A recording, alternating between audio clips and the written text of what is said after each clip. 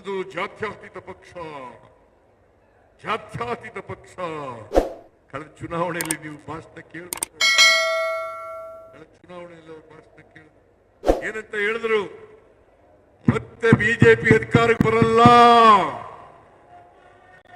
2019ರಲ್ಲಿ ಹೇಳಿರೋದು ಮತ್ತೆ ಅಧಿಕಾರಕ್ಕೆ ಬರಲ್ಲ. ಬಂದ್ರೆ ನರೇಂದ್ರ ಮೋದಿ ಅವರು ಪ್ರಧಾನಮಂತ್ರಿ ಆದ್ರೆ ಈ ದೇಶ ಬಿಟ್ಬಿಡ್ತೀನಿ ನಾನು.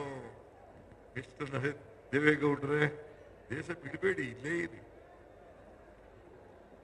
ದೇಶ ಬಿಡಬೇಡಿ, ಇಲ್ಲೇ ಇಡಿ. ದೇಶ ಬಿಡಕ್ ಹೋಗ್ಬೇಡಿ.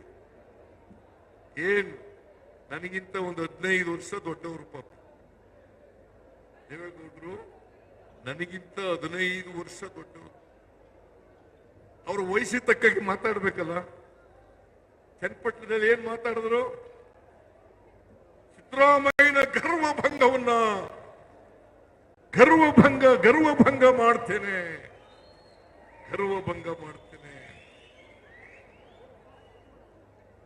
ನೀವೆಲ್ಲ ಬಿಡ್ತೀರಾ ನನ್ ಗರ್ವ? ಕುತ್ಕೊಳ್ರಿ. ಗರ್ವಭಂಗ ಮಾಡಕ್ ಬಿಡ್ತೀರಾ ನೀವು? ಗರ್ವಭಂಗ ಮಾಡಕ್ ಬಿಡ್ತೀರಾ?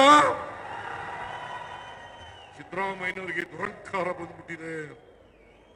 ಏನು ಹಲ್ಲು ಮುರಿ ಕಚ್ಕೊಂಡು ಕಾಂಗ್ರೆಸ್ ಸರ್ಕಾರವನ್ನ ಕಿತ್ತು ಹೋಗಿರಿ. ನಾನು ಹೇಳಿದ್ನಲ್ಲ, ಮಿಸ್ಟರ್ ದೇವೇಗೌಡ ಹೇಳಿದ್, ಕಾಂಗ್ರೆಸ್ ಸರ್ಕಾರವನ್ನ ಕಿತ್ತು ಹೋಗಿರಿ.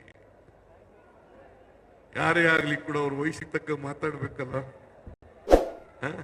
ಸಿದ್ದರಾಮಯ್ಯನಿಗೆ ಅಹಂ ಬಂದ್ಬಿಟ್ಟಿದೆ. ನಾನು ದೇವೇಗೌಡರಿಂದ ಈ ಮಾತುಗಳನ್ನು ನಿರೀಕ್ಷೆ ಮಾಡಿರಲಿಲ್ಲ.